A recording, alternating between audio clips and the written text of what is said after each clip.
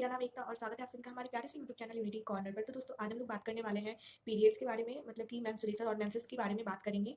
अ, तो हम लोग यहाँ पे ये देखेंगे कि आखिर हमें पीरियड्स क्यों होता है, क्या कारण है पीरियड्स होने का, अगर पीरियड्स नहीं होगा तो क्या होगा, अ, और हमारा जो गर्भ धारण करने का सही समय है वो क्या है, पीरियड्स का जो ड्यूरेशन होता है वो सही ड्यूरेशन क्या होना चाहिए, कितना ब्लड लॉस होगा तो हम मानेंगे कि ये ब्लड ज़्यादा लॉस हो रहा है। तो ये सभी जो हमारे मन में डाउट है वो इस वीडियो के थ्रू क्लियर हो जाने वाला है, तो वीडियो के साथ बने रहें। अगर आपको ये चैनल अच्छा लगे तो सब्सक्राइब करो चैनल को। तो चलिए देखते हैं कि हमारा जो पीरियड्स होता है वो क्या होता है। तो पीरियड्स क्या होता है दोस्तों, कि ये हमारा प्यूबर्टी से ही स्टार्ट हो जाता है, मतलब कि 11 से 13 साल में ये पीरियड्स महिलाओं के अंदर स्टार्ट हो जाता है और 45 से 50 साल तक ये बना रहता है।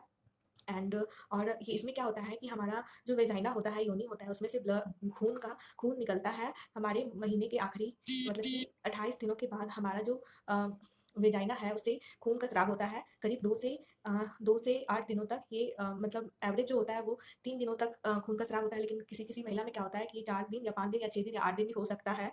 तो आखिर सवाल ये उठता है कि इसमें जो खून का जो स्राव होता है वो आखिर इसमें खून आता कहाँ से है? तो खून कहाँ से आता है दोस्तों, जो हमारा यूट्रस होता है, यूट्रस में एक लेयर का फॉर्मेशन होता है।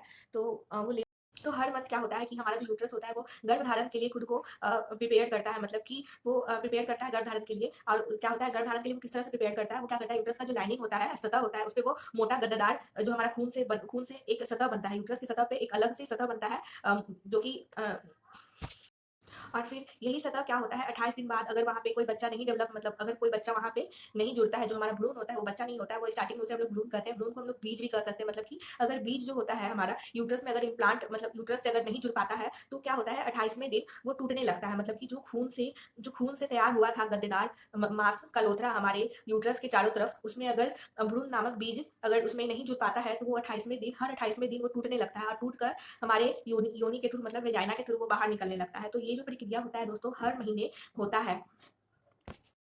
तो ये प्रोसेस हमारा हर महीने होता है, मतलब हर महीने यूट्रस जो होता है वो अपने आप को प्रिपेयर करता है, ठीक है। और जब वहाँ पे कोई भ्रूण आकर नहीं जुड़ता है तो वो क्या होता है कि 28वें दिन वो टूटना स्टार्ट हो जाता है और टूटना स्टार्ट होता है तो वहाँ से ब्लीडिंग, खून के रूप में वो बाहर निकलता है। तो ये हमारा जो प्रक्रिया है यही हमारा पीरियड्स के रूप में बाहर आता है, मतलब कि यही हमें इसी को हम लोग महीना, मासिक धर्म, पीरियड्स, मेंस्ट्रुएशन, मेंस अलग-अलग नामों से जानते हैं। और अब तो यहाँ पे तो सामने हो चुका है दोस्तों कि हमें पीरियड्स क्यों होता है, ठीक है दोस्तों।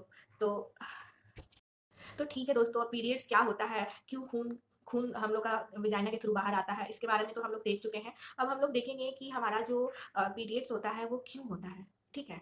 पीरियड्स मतलब कि मेंस्ट्रुएशन क्यों होता है, अगर ये नहीं होगा तो क्या होगा। तो चलिए दोस्तों हम लोग देखते हैं कि हमारा जो पीरियड्स होता है वो क्यों होता है। तो दोस्तों अब हम लोग ये देखते हैं कि एक होता है मेंस्ट्रुअल साइकिल। तो दोस्तों क्या मेंस्ट्रुअल साइकिल और मेंस्ट्रुएशन दोनों सेम होता है? तो नहीं। मेंस्ट्रुएशन क्या होता है दोस्तों, कि एक प्रकार का ये मतलब ब्लीडिंग होता है जो कि यूट्रस की टूटने पे होता है, मतलब यूट्रस का जो लाइनिंग होता है 28 दिन में जो बनता है बच्चे के पोषण के लिए, वो जब वहाँ पे बीज बच्चा का जन्म नहीं होने वाला रहता है तो वो टूटने लगता है। तो उसी प्रोसेस को हम लोग मेंस्ट्रुएशन या पीरियड्स बोलते हैं। लेकिन मेंस्ट्रुअल साइकिल क्या होता है दोस्तों, यह एक प्रकार का साइक्लिक चेंज होता है।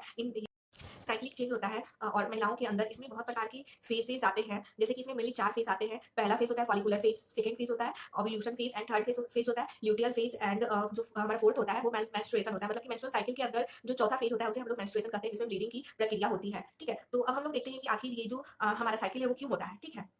तो दोस्तों हमारी जो महिला बॉडी है उसको सेक्सुअली रिप्रोडक्टिवली एक्टिव रखने के लिए, मतलब एक्टिव रखने के लिए ये प्रोसेस होता है। मतलब कि कोई भी महिला है तो उसका जो ओवरी एंड यूट्रस है उन सभी को सेक्सुअली एक्टिव रखने के लिए मेनली ये प्रक्रिया की जाती है। अगर किसी महिला में हमारा मेंस्ट्रुअल साइकिल का प्रोसेस नहीं हो रहा है तो वो उन्हें प्रेग्नेंट होने में, उन्हें गर्भ धारण करने में दिक्कत होगा, मतलब वो नहीं कर सकती है गर्भ धारण अगर उनमें मेंस्ट्रुअल साइकिल नहीं हो रहा है तो, ठीक है दोस्तों। और ये जो होता है दोस्तों बहुत ही इंपॉर्टेंट चीज होता है, मेंस्ट्रुअल साइकिल के दौरान ही हमारा जो मतलब जो ओवरी है वो एग का निर्माण करता है, मतलब कि ये एक मतलब कि फॉर्मेशन ऑफ एग जो होता है उसके लिए भी मेंस्ट्रुअल साइकिल होना जरूरी है। तो यहाँ से हमें पता चल चुका है कि हम मेंस्ट्रुअल साइकिल क्यों जरूरी है, ठीक है। तो हम लोग दूसरे टॉपिक पे चलते हैं जो कि है कि इसका हमारा ड्यूरेशन क्या होना चाहिए, जो नॉर्मल ड्यूरेशन है।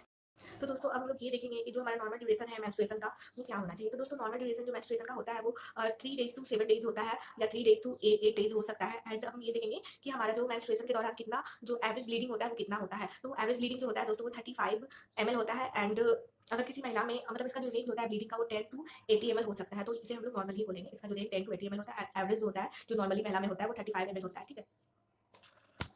तो दोस्तों अब हम लोग यहाँ पे ये देखेंगे कि पैड से हम लोग कैसे समझेंगे कि हमें हाई ब्लीडिंग हो रहा है कि लो ब्लीडिंग हो रहा है। तो दोस्तों पैड के द्वारा हम लोग समझ सकते हैं कि हमें हाई ब्लीडिंग हो रहा है कि लो ब्लीडिंग हो रहा है। तो अगर किसी महिला महिला 1 से 2 पैड यूज़ करती है, मतलब कि उसका जो ब्लीडिंग है वो काफ़ी लो है, मतलब कि वो सही नहीं है, बहुत लो हो रहा है उसको ब्लीडिंग। अगर जो हमारा एवरेज ब्लीडिंग पैड होता है वो 3 टू 4 होता है, मतलब अगर कोई महिला 3 से 4 पैड यूज़ कर रही है तो वो ठीक है। अगर कोई महिला 5 से 6 पैड यूज़ कर रही है पर डे, तो वो बहुत हाई हो जाएगा दोस्तों, ठीक है?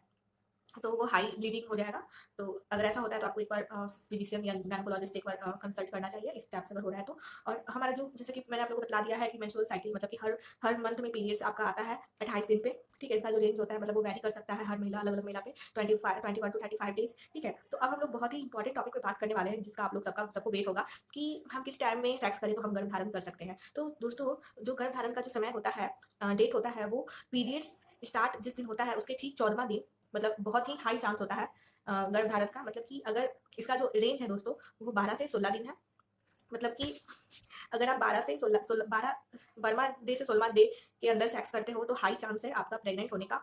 तो अगर आप प्रेग्नेंट होना चाहते हो मतलब गर्भधारण करना चाहते हो तो 12वां से 16 डेज में आप ज़रूर ये फिजिकल बने अपने पार्टनर के साथ, तो आपका चांस है प्रेग्नेंट होने का। लेकिन दोस्तों अगर आप प्रेगनेंसी से बचना चाहते हो तो आप इन जो डेट है 12 से 16 ये डेंजरस पीरियड्स मतलब डेंजरस डे है इन पीरियड्स, तो आप इसे इन टाइमिंग में आप मतलब इन दिनों में आप सेक्स किसी अपने पार्टनर के साथ ना करें, क्योंकि इससे गर्भधारण की चांसेस ज़्यादा है। अ, अब हम लोग बात करते हैं कि हमारा जो मेंस्ट्रुअल साइकिल है उसे कौन कंट्रोल करता है, तो इसे कंट्रोल करता है एंडोक्राइन सिस्टम। मतलब कि ये जनरली हमारे जो हार्मोनल सिस्टम होते हैं उससे ये बैलेंस्ड किया जाता है, मतलब कि हमारा जितना भी जो हमारा मेंस्ट्रुएशन में जो प्रोसेस होता है वो हार्मोन के ही थ्रू होता है। तो हमारा जैसे कि मैंने आप लोगों को बताया था मेंस्ट्रुएशन में 4 फेज होते हैं। तो जो हमारा फॉलिकुलर फेज होते हैं दोस्तों वो जो हमारा पीरियड्स होता है उसके डे 1 से ही स्टार्ट हो जाते हैं एंड ये 13 दिन तक रहते हैं। एंड 14वां दिन जो होता है वो हमारा ओव्यूलेशन फेज हो जाता है। मतलब कि ओव्यूलेशन फेज में क्या होता है कि हमारा जो अंडा होता है वो ओवरी से निकल के वो ये फैलोपियन ट्यूब में चला जाता है। और अगर हम उसी टाइमिंग में अगर किसी अपने पार्टनर के साथ फिजिकल होते हैं तो क्या होता है कि जो बहुत सारे मिलियन स्पर्म एक टाइम में मिलियन स्पर्म मेल बॉडी से निकलता है यौन संबंध बनाने के बाद, तो किसी कोई उतने सारे स्पर्म में सिर्फ एक ही स्पर्म जो होता है वो हमारा फैलोपियन ट्यूब तक पहुंच पाता है। एंड वो दोनों एक दूसरे से मिलके एक बीज का निर्माण करता है जिसे हम लोग जाइगोट कहते हैं, भ्रूण कहते हैं। और वो जाइगोट थोड़ा बड़ा होते हुए हमारा यूट्रस में जाता है और यूट्रस से जुड़ जाता है और फिर धीरे धीरे हमारा जो बेबी होता है उसका निर्माण हो जाता है। तो बच्चा का निर्माण गर्भाशय में यूट्रस में किस प्रकार होता है इसके ऊपर हम नेक्स्ट वीडियो लाने वाले हैं जो कि बहुत इंटरेस्टिंग होने वाला है। एंड उसके बाद अगर मान लीजिए कि ओव्यूलेशन के बाद अगर गर्भधारण नहीं हुआ, उसको कोई स्पर्म नहीं मिला हमारा जो एग है उसको, तब फिर क्या होता है, तो क्या होता है दोस्तों ओव्यूलेशन के बाद जो हमारा प्रोजेस्टेरॉन हार्मोन होता है हमारी बॉडी में बहुत बढ़ जाता है। और यही बढ़ जाता है और इससे क्या होता है कि ये हमारा जो यूट्रस होता है उसको बहुत अच्छे से प्रिपेयर करने लगता है, प्रोजेस्टेरॉन हार्मोन उसको और मोटा करने लगता है ताकि अगर इसमें कोई बच्चा मतलब किसी बच्चा का विकास हो तो वो अच्छे से हो पाए, ठीक है? लेकिन दोस्तों क्या होता है कि अगर मतलब वो प्रोजेस्टेरॉन हार्मोन बढ़ा हुआ रहता है लेकिन 21-22 दिन तक ये बढ़ा रहता है, लेकिन क्या होता है दोस्तों कि कोई भी डेवलपमेंट नहीं होता है जब भ्रूण का, तो क्या होता है प्रोजेस्टेरॉन हार्मोन का लेवल नीचे जाने लगता है, जिसके कारण क्या होता है जो यूट्रस होता है वो टूटने लगता है। मतलब उसका जो लेयरिंग होता है चारों तरफ से वो टूट-टूट कर हमारा वजाइना के थ्रू निकलने लगता है, जो कि हमें ब्लीडिंग के रूप में देखने को मिलता है, ठीक है?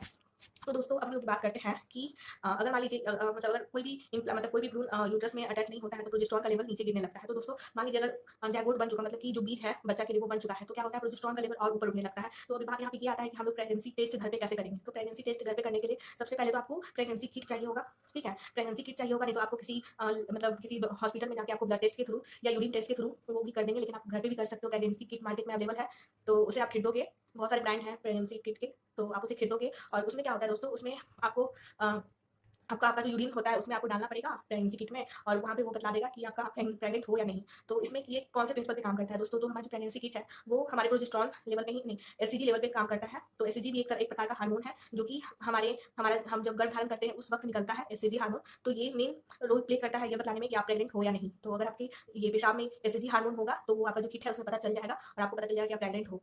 तो उम्मीद है दोस्तों आपको ये वीडियो अच्छा लगा हो, और इससे रिलेटेड आपके मन में कोई भी क्वेरी है तो प्लीज़ आप कमेंट बॉक्स में पूछ सकते हो। मैं कोशिश करूँगी आपके क्वेश्चन का आंसर देने का।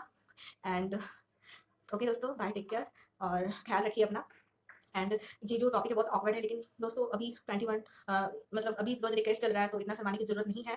पीरियड्स के ऊपर मैं और भी वीडियो लेकर आऊँगी, तो आप मेरे चैनल को सब्सक्राइब करें। Bye, take care.